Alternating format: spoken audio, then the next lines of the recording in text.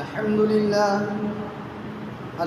لله نحمده ونستعينه ونستغفره ونؤمن به ونتوكل عليه ونعوذ بالله من شرور أنفسنا ومن سيئات أعمالنا من يهده الله فلا مضل له ومن يضلله فلا هادي له ونشهد أن لا إله إلا الله وحده لا شريك له ونشهد أن محمدا عبده ورسوله أما بعد فأعوذ بالله من الشيطان الرجيم بسم الله الرحمن الرحيم يا أيها الذين آمنوا قوا أنفسكم وأهليكم نارا وقال تعالى يوصيكم الله في أولادكم وقال تعالى ولا تقتلوا أولادكم خشية إملاق صدق اللہ العظیم۔ میرے محترم بزرگوں اور دوستوں، اللہ تبارک تعالیٰ کا لاکھ لاکھ شکر و احسان ہے کہ اللہ تبارک تعالیٰ نے ہم لوگوں کو نماز جمعہ کے لیے مسجد میں آنے کی توفیق عطا فرمائی۔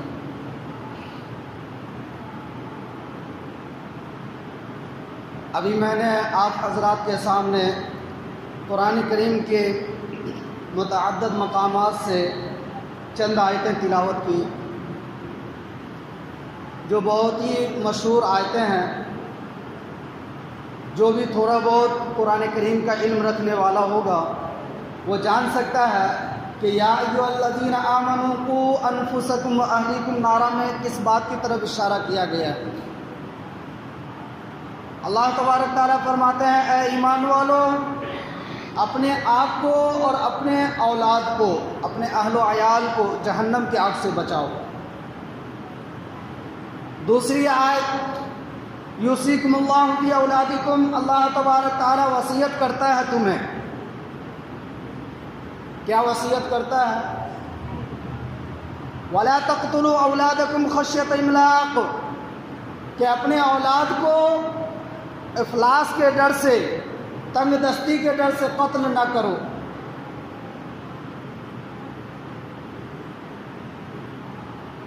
اب سوچ سکتے ہیں کہ بھلا کون سا ایسا انسان ہے کہ اپنے اولاد کو مفلسی کے ڈر سے،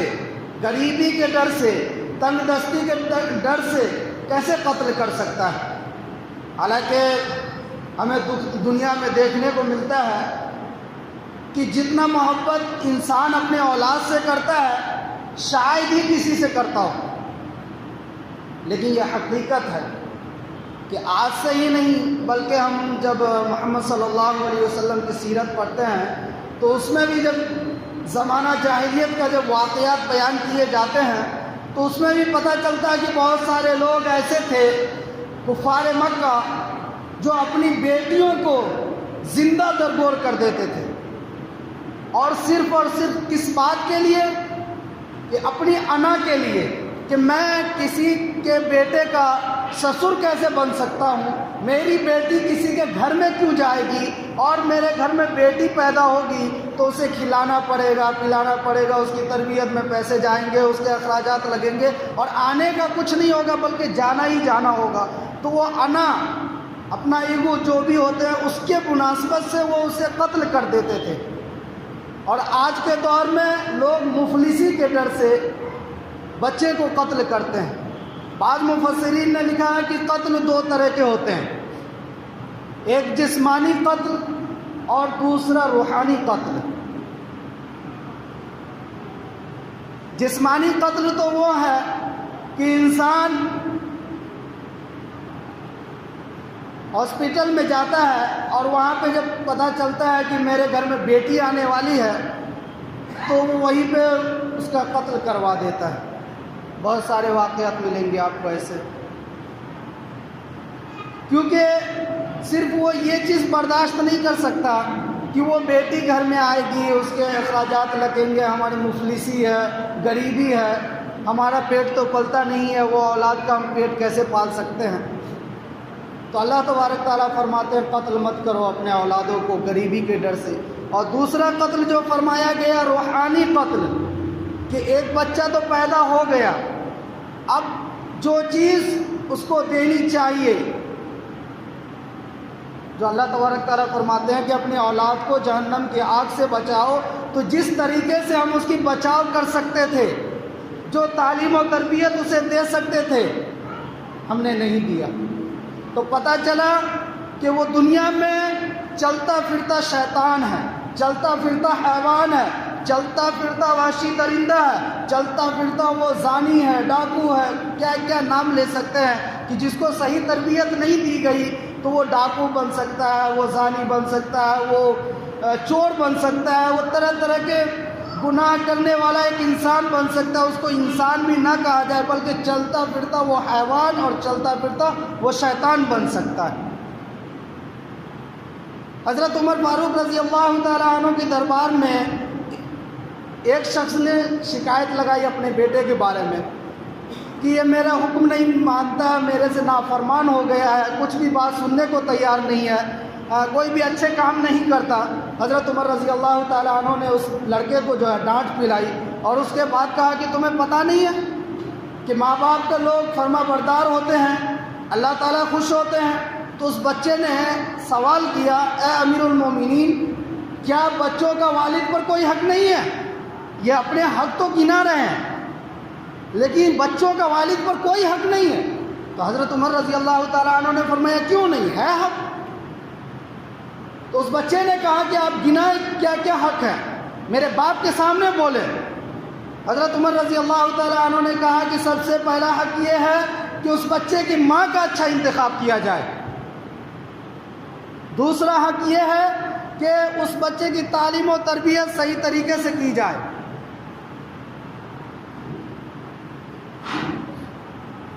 اور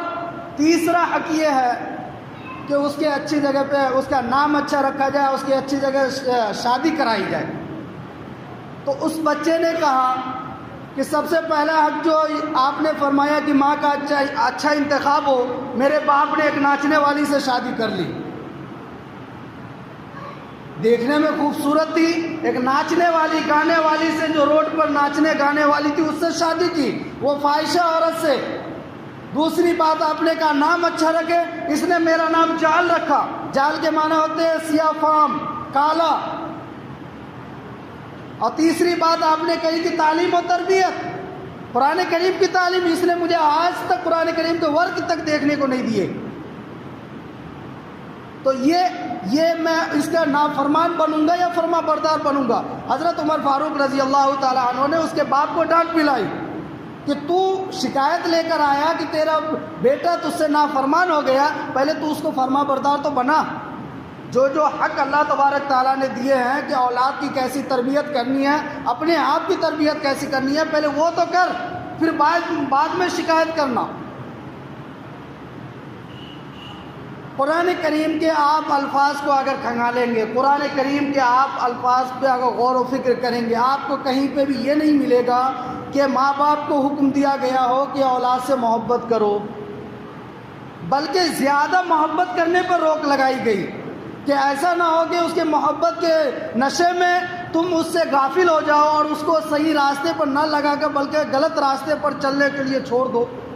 تو اللہ تبارک تعالیٰ نے فرمایا کہ اپنے آپ کو پہلے جہنم کی آگ سے بچاؤ،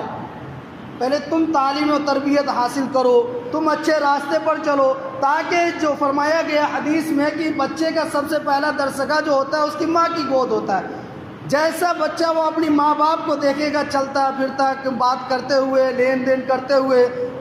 بات میں غصاتے ہوئے، تو وہ بچہ وہ چیز سیکھتا ہے. تو سب سے پہلے تم صحیح راستے پر چلو، تم اللہ کے نیک بندے بنو، تب توقع رکھو کہ میرے اولاد بھی نیک بنیں گے. تو اللہ تبارک تعالیٰ نے فرمایا کہ سب سے پہلے اپنے آپ کو جہنم کی آگ سے بچاؤ، سب سے پہلے اپنے آپ کو اللہ کی نظروں میں محبوب بناؤ، پھر اس کے بعد اپنی اولاد کی تعلیم و تربیت کرنا. اور آج کا دور جو سب سے زیادہ ضروری ہے، آج کے دور میں، آج کے حالات میں، صحیح معنوں میں آپ اگر دل رکھتے ہو اور سوچ سمجھ رکھنے والا وہ دماغ رکھتے ہو جو ایک اچھا آدمی بن سکتے، تو آپ سوچ سکتے ہیں کہ آج کے دور میں سب سے زیادہ کس چیز کی ضرورت ہے. حدیث پاک میں فرمایا گیا طلب العلم فریضۃ علی کل مسلم و مسلمہ، کہ ہر اتنا علم، کم سے کم حرام و حلال کی تمیز ہو جائے، کیا حرام ہے کیا حلال ہے اللہ کو پہچان جائے، اللہ کے رسول صلی اللہ علیہ وسلم کے بارے میں کچھ جانکاری ہو جائے، یا تھوڑا سا دین کے جو بیسک نالج ہوتا ہے وہ جاننا طلب کرنا فرض عین ہے ہر مسلمان مرد اور عورت پر۔ اور آج جو یہ بگاڑ پیدا ہو رہی ہے، آج جو یہ حالات نامناسب بنتے جا رہے ہیں، آج جو مسلمان ایک دلدل میں پھنستے ہوئے جا رہے ہیں، اس کا نتیجہ یہی ہے کہ مسلمان اپنی اولاد کو وہ تعلیم و تربیت نہیں دے رہے ہیں جو قرآن کریم نے فرمایا۔ قرآن کریم نے کہیں بھی انسان کو یہ نہیں کہا کہ تم انجینئر نہ بنو، پروفیسر نہ بنو، پائلٹ نہ بنو، یہ جو بھی چیز دنیا کے اندر جو بھی ضروریات ہے کمانے کے لیے، قرآن کریم نے کہیں پہ بھی روک نہیں لگائی۔ بس اللہ تبارک تعالیٰ نے فرمایا کہ وَاعْتَصِمُوا بِحَبْلِ اللَّهِ جَمِيعًا، کہ اللہ کی رسی کو مضبوطی سے پکڑے رہو۔ جب اللہ تبارک تعالیٰ نے دنیا میں سب سے پہلی وحی جو نازل فرمائی، اقرأ بسم ربک الذی خلق، کہ پڑھ اللہ کے نام سے، اس رب کے نام سے، یعنی پڑھائی کی بھی تلقین کی، اور پھر فرمایا گیا رب کو ساتھ ملا۔ ایسا نہ ہو کہ تو صرف پڑھ اور رب کو چھوڑ دے۔ آج کالجوں میں، یونیورسٹیوں میں اور بڑے بڑے اداروں میں آپ دیکھ لیں، وہاں پہ سیکولر جو تعلیم سیکولر ہے، اس میں کوئی مذاہب دخل اندازی نہیں کر سکتی ہے، چاہے وہ اسلام مذاہب ہو، چاہے وہ اور کوئی مذاہب ہو، تعلیم بالکل مذاہب سے ہٹ کر ہوگی۔ آپ یہ بتا دیں کہ آج جو یہ بگاڑ پیدا ہوتی ہے، آج جو والدین جو شکایتیں کرتے ہیں کہ ہمارے بچے ہمیں دیکھ بھال نہیں کرتے ہیں، بوڑھے ہونے کے بعد گھر سے نکال دیتے ہیں، کھانے کو نہیں دیتے ہیں، جس ہاتھ سے میں نے اس بچے کو جوان کیا، پالا پوسا، اس کے ایجوکیشن میں اتنے پیسے خرچے کیے، آج وہ بچہ مجھے اولڈ ہاؤس میں ڈال دیا، آج وہ بچہ مجھ سے بے پرواہ بیزار ہو گیا۔ تو یہ شکایتیں کیوں ہیں؟ یہ قرآن کریم کی تعلیمات سے آپ نے اس بچے کو دور رکھا۔ اللہ تبارک تعالیٰ نے فرمایا تھا کہ پڑھ اور اپنے رب کے ساتھ، اپنے رب کا نام لیتے ہوئے پڑھ۔ آپ اگر انجینئر بنتے رہیں، لیکن ساتھ ساتھ آپ نے یہ جو تعلیمات، جو قرآن کی تعلیمات ہے، یہ بھی آپ کو ملنے چاہیے اور یہ بھی آپ حاصل کرنے چاہیے آپ کو، تب جا کر آپ اچھے سے اچھے بزنس مین بن سکتے ہیں، اچھے سے اچھے ڈاکٹر بن سکتے ہیں، ایک مثالی ڈاکٹر بن سکتے ہیں کہ ایک مسلمان کے نام پر آپ فخر کریں، آپ فخر ہوں گے اس قوم کا، اس سماج کا، کہ لوگ آپ کو دیکھ کر بتائیں گے ایسے ہوتے ہیں مسلمان۔ اگر آپ نے یہ بیسک نالج جو علم کے مناسبت سے، قرآن کے حساب سے جو بیسک نالج ہر مسلمان مرد اور عورت کو دینے چاہیے، اگر آپ نے نہیں دیا اور ایک چھوٹے سے بچے کو آپ نے ڈاکٹر بنایا، انجینئر بنایا، اور وہ کل اس بازار میں، اس مارکیٹ میں اپنا دکان کھولے گا اور وہ بورڈ لگائے گا کہ فلاں صاحب MBBS، پتہ چلا کل ہو کے اس سے کوئی غلط رپورٹ بنوا رہا ہے، 2 لاکھ روپے اس کے جیب میں ڈال رہا ہے، اسے پتہ ہی نہیں ہے کہ یہ حرام مال ہے، اس کا پکڑ کون کرے گا، یہ مال کھانے بھی چاہیے یا نہ کھانے چاہیے، اس کا زکوٰۃ بھی فرض ہوتا ہے یا نہیں ہوتا، اسے پتہ نہیں کہ یہ مال حرام ہے۔ آپ بتاؤ وہ کیسے اس مال سے رکے گا؟ ڈاکٹر ہے، MBBS ہے، بہت بڑی ڈگری ہے اس کے پاس، لوگوں کے اندر کہلاتا گریجویٹ ہے، لیکن اس کے پاس اتنی نالج نہیں ہے کہ کیا حرام ہے کیا حلال ہے۔ کرسی کے نیچے سے اسے رشوت دی جا رہی ہے، لاکھوں کے لاکھ، اسے یہی نہیں پتا کہ اسلام میں یہ رشوت بھی حرام ہے۔ تو اب بتائیے ایسا مسلمان ڈاکٹر سماج کے لیے اچھا ثابت ہوگا یا سماج کے لیے بد کردار ثابت ہوگا؟ اگر وہ چوری کرتا ہے، وہ غلط کام کرتا ہے، تو اس کے مناسبت سے سارے مسلمان بدنام ہوں گے کہ ایسے ہوتے ہیں مسلمان، چاہے وہ مسلمان بزنس مین ہو، چاہے وہ ڈاکٹر ہو یا کوئی بھی لائن سے کمائی کرنے والا ہو۔ اگر آپ کے پاس، آپ کے اولاد کو آپ نے یہ صحیح تعلیمات جو قرآن کریم کے حساب سے اور دینی تعلیمات، کم سے کم بیسک نالج، آپ اگر اسے حافظ نہیں بناتے ہیں، آپ اگر اسے قاری یا مفتی یا محدث نہیں بناتے ہیں، تو کم سے کم بیسک نالج تو دے سکتے ہیں کہ اسلام کی تعلیمات کیا ہے۔ آپ اسے محمد صلی اللہ علیہ وسلم کی سیرت تو سکھا سکتے ہیں، آپ اسے اللہ کی پہچان تو کروا سکتے ہیں، آپ اپنے بچے کو یہ تو بتا سکتے ہیں کہ میرے بیٹے تو دنیا کے کسی بھی کونے میں ہوگا، اللہ تبارک تعالیٰ تجھے دیکھ رہا ہوگا، چاہے تو رات کے اندھیرے میں کام کرتا ہو یا دن کے اجالے میں کام کرتا ہو، بیچ مجلس میں اگر تو برا کرے یا تنہائی میں تو برا کرے، انسان سے تو بچ سکتا ہے، اللہ تبارک تعالیٰ سے نہیں بچ سکتا۔ اور آج یہ بگاڑ جو پیدا ہو رہی یہی بنا پر اچھے مسلمان نوجوانوں کو پتہ نہیں ہے کہ اسلام کیا سکھاتا ہے۔ کوئی دوسرا غیر مذاہب بولی بکتی باتیں یا میٹھی باتیں، دو چار الفاظ استعمال کر دیے، بس یہی ہے سب چیز۔ ایک سوال کرنے والا سوال کرتا ہے کہ نہ کوئی مذاہب کو ہم مانتے ہیں، نہ کوئی رسم و رواج کو ہم مانتے ہیں، ہم انسانیت کو مانتے ہیں۔ ایک اچھا انسان بن جائے یہی کافی ہے۔ کوئی دھرم، کوئی جات پات، کسی میں بھید بھاؤ نہیں کرنے چاہیے، بس ایک اچھا انسان بن جائے۔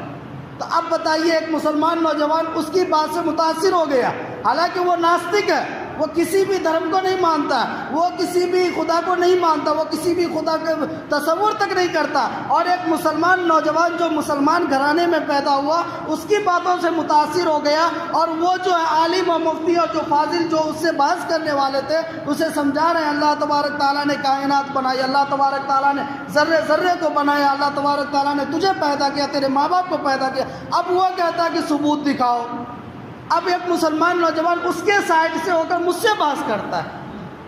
یا ایک علم والے سے بحث کرتا ہے، تو آپ کیا جواب دے سکتے ہیں اسے کہ اس کے ماں باپ نے اسے صحیح تعلیمات نہیں دی، اسے اسلام کے بارے میں نہیں بتلایا۔ تو آج جو ضرورت ہے سب سے زیادہ اس حالات حاضرہ میں جو ضرورت ہے وہ اس چیز کی ضرورت ہے کہ آپ اسلام کے بارے میں بتائیں، اپنے بچوں کو بتائیں۔ آج فائدہ نظر نہیں آئے گا، آپ اگر اپنے بچوں پر ٹائم نکالیں، 1 گھنٹہ ہی کم سے کم، 23 گھنٹے 24 گھنٹے ہوتے ہیں دن رات کے، آپ 23 گھنٹے جو دنیاوی کام کے یا دنیاوی سرٹیفکیٹ حاصل کرنا، دنیاوی کامیابی حاصل کرنے کے آپ گڑ سکھائیں اسے، لیکن کم سے کم 1 گھنٹہ تو دین کی باتیں سکھائیں، تاکہ کل آنے والے وقت میں آپ کو پتہ چلے گا۔ جس طریقے سے آج مان لیجئے، ایک ایگزامپل دینا چاہتا ہوں کہ آج الہ آباد کا نام بدل کر پریاگ راج رکھا گیا۔ اب گیٹ سے باہر جائیں اور کسی کو بتائیں کہ بھائی میں آج پریاگ راج جا رہا ہوں، تو لوگ سوال کریں گے کون سا پریاگ راج، کیا کہاں ہے پریاگ راج؟ تب اسے بتانا پڑے گا آپ کو کہ نہیں بھائی الہ آباد کا نام بدل کے پریاگ راج رکھا گیا ہے۔ تو یہ جو ہے 5 سال 10 سال 15 سال 20 سال تک یہ ابھی لوگ کنفیوز ہوتے رہیں گے کہ الہ آباد کہیں یا پریاگ راج کہیں، الہ آباد یا کہیں یا پریاگ راج کہیں، کیا کہیں۔ لیکن اس کے بعد جب 15 20 سال 25 سال کے بعد آٹومیٹکلی لوگوں کے زبان پہ پریاگ راج کے نام سے جو ہے وہ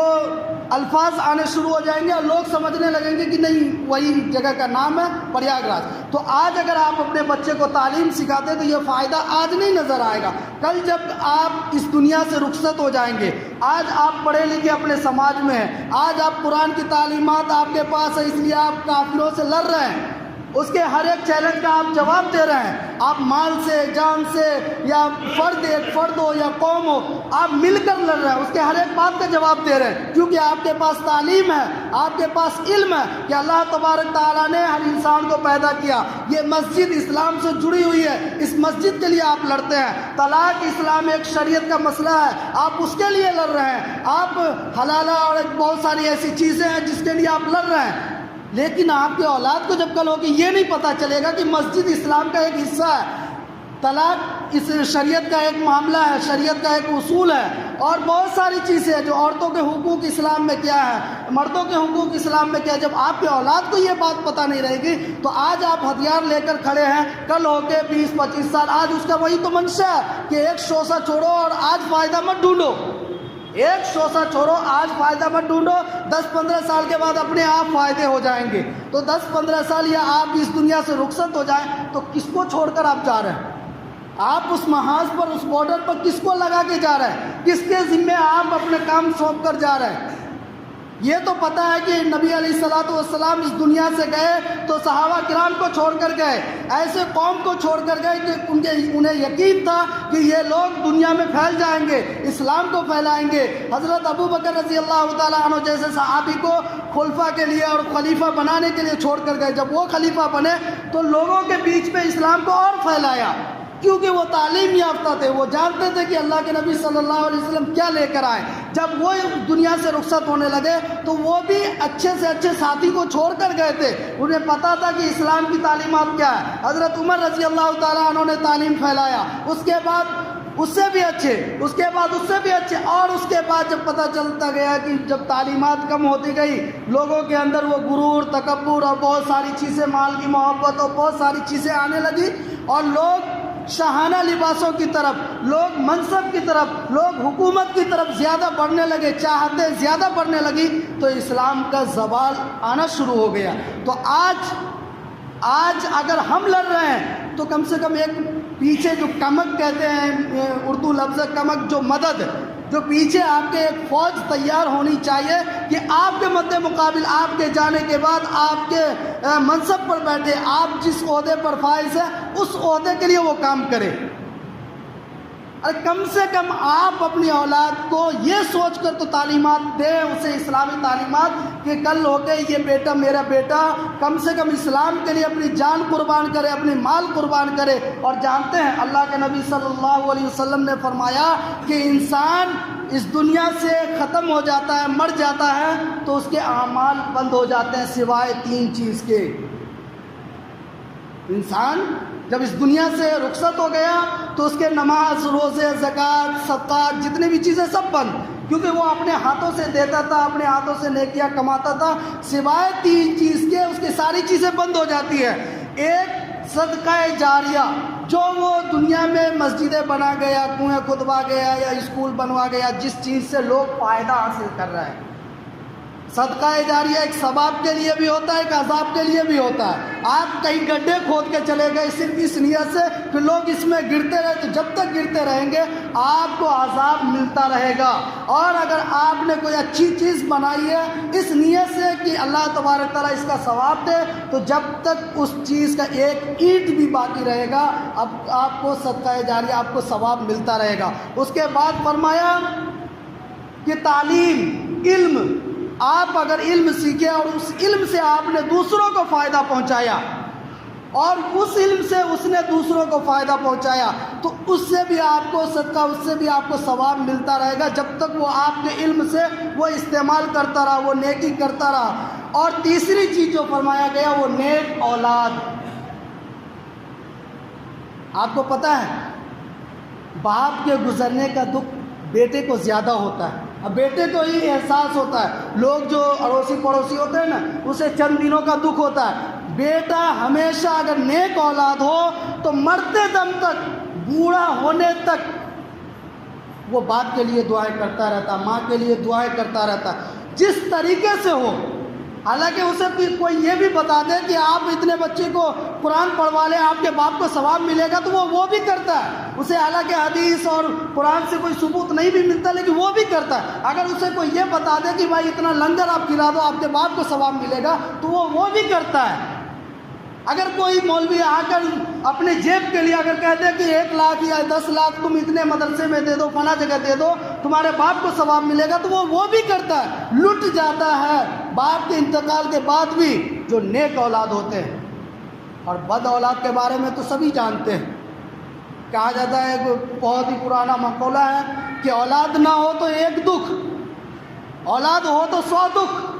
اور اولاد ہو کر اگر نالائق نکل جائے تو پھر دکھوں کی کوئی گنتی ہی نہیں۔ یہ نعمت جو اللہ تبارک تعالیٰ نے آپ کو یہ نعمت دی، اولاد کی نعمت، تو اس سے آپ اسلام کو فائدہ پہنچائے، اسلام کو فائدہ پہنچا، بڑی سوچیں۔ آپ گھر کے فائدے کی نہ سوچیں، آپ بیٹے کے دماغ میں یہ مت بیٹھا کہ بیٹا ڈاکٹر بن جاؤ گے، تمہیں ڈگریاں مل جائے گی، تمہیں اچھی نوکریاں مل جائے گی اور تم اچھے اچھے پیسے کمانے لگو، نہیں، بلکہ اسے یہ اس کے دماغ میں یہ ڈالے کہ بیٹا تو ڈاکٹر بن یا کچھ بھی بن، لیکن اسلام کے لیے کوئی ایسا کام کر جس سے تیرا نام روشن ہو جائے دنیا کے اندر بھی، اور آخرت میں بھی فخر سے اپنا سینہ چوڑا کر سکوں۔ اس لیے کہ اللہ کے نبی صلی اللہ علیہ وسلم نے فرمایا تھا کہ دنیا کے اندر اولاد کے اچھے نام رکھو، کیونکہ قیامت کے دن اس کے اسی نام سے پکارے جاؤ گے کہ محمد بن عبداللہ بن عبد المطلب، یا محمد بن عبداللہ، یعنی باپ کے نام کے ساتھ بیٹا کا نام بھی پکارا جائے گا تو باپ وہاں پر فخر سے اپنا سینہ چوڑا کرے گا ساری دنیا کے عوام کے سامنے کہ میرے بیٹے کو دیکھو یہ فضیلت مل رہی ہے، یہ شاہی لباس مل رہے ہیں، یہ تاج پوشی کی جا رہی ہے، میرا بیٹا ہے۔ یہ دنیاوی عزت پانے کے لیے، دنیاوی چند پیسے کمانے کے لیے آپ اپنے ایمان کو بیچ دیتے، آپ وہ تعلیم حاصل نہیں کرتے جس سے آپ کو فائدہ ہو، آپ کے دین کو فائدہ ہو، کیونکہ آپ پیدا ہی اسی لیے کیے گئے ہیں، وما خلقت الجن والانس الا لیعبدون، کہ اللہ تبارک تعالیٰ فرماتے ہیں ہم نے انسان اور جنات کو کسی اور مقصد کے لیے نہیں پیدا کیا سوائے میری عبادت کرنے کو۔ اللہ تبارک تعالیٰ نے یہ بھی فرمایا کہ ان اللہ اشتری من المؤمنین انفسهم واموالهم بان لهم الجنہ، اللہ تبارک تعالیٰ فرماتے ہیں کہ ہم نے ہر ایک مومن کا جان کو خرید لیا ہے،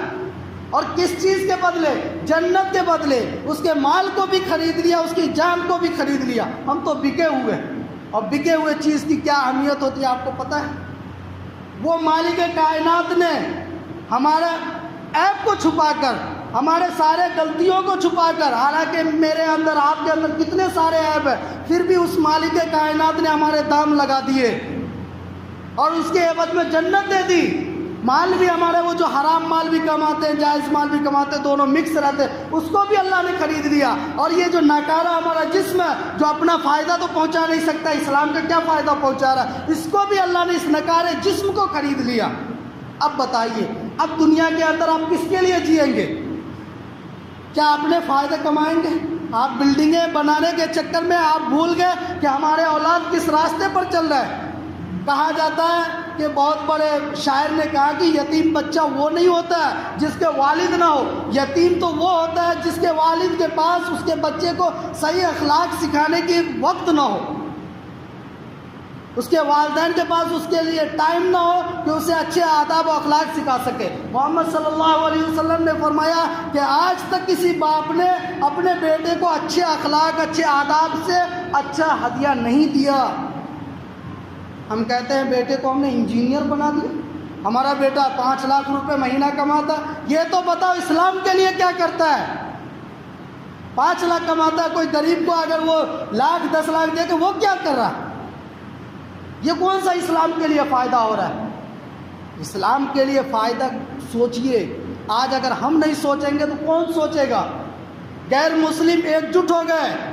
غیر مسلم برباد کرنے کے لیے سارے لوگ ایک جٹ ہو گئے، سارے لوگ تہہ دل سے سوچ رہے ہیں، گہرائی سے سوچ رہے ہیں کہ کس طریقے سے ان لوگوں کو اکھاڑ پھینکا جائے۔ کیا ہم یہ نہیں سوچ سکتے کہ ہم یہاں پہ جم جائیں، ہم اسے نہ اکھاڑیں؟ ہمارا یہ منشا نہ ہونا چاہیے کہ ہم اسے اکھاڑ دیں گے، بلکہ اپنے ہاتھ کو کم سے کم جمنے کے لائق تو بنائیں کہ ایسا نہ ہو کہ بالکل اکھڑے ہوئے کوئی بھی ٹھوکر مار کر نکال دے۔ تو صحیح تعلیمات آپ کے لیے بھی فائدہ مند ہوگا اور کل آپ کے اولاد کے لیے بھی فائدہ مند ہوگا،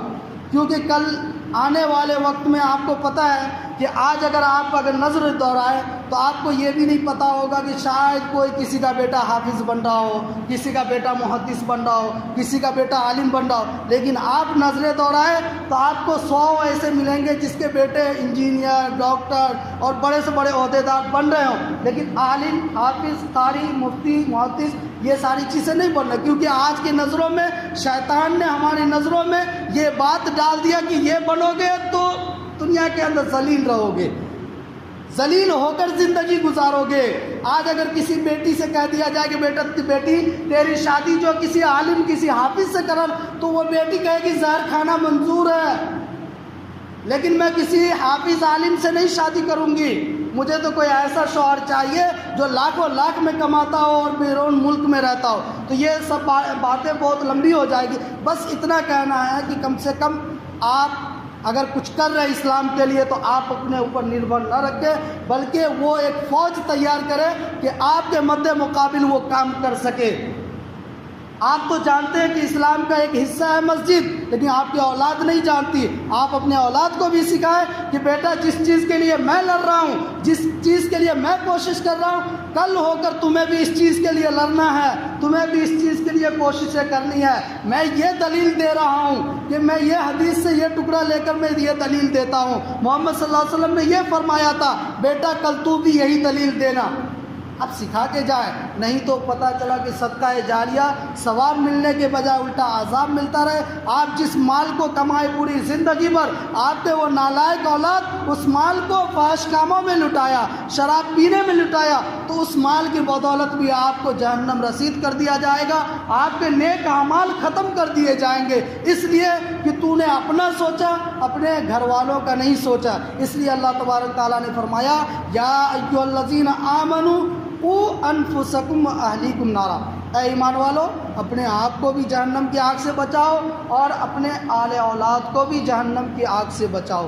اللہ تبارک تعالیٰ ہم لوگوں کو ان سب باتوں پر عمل کرنے کی توفیق عطا فرمائے۔ وآخر دعوانا الحمدللہ رب العالمین۔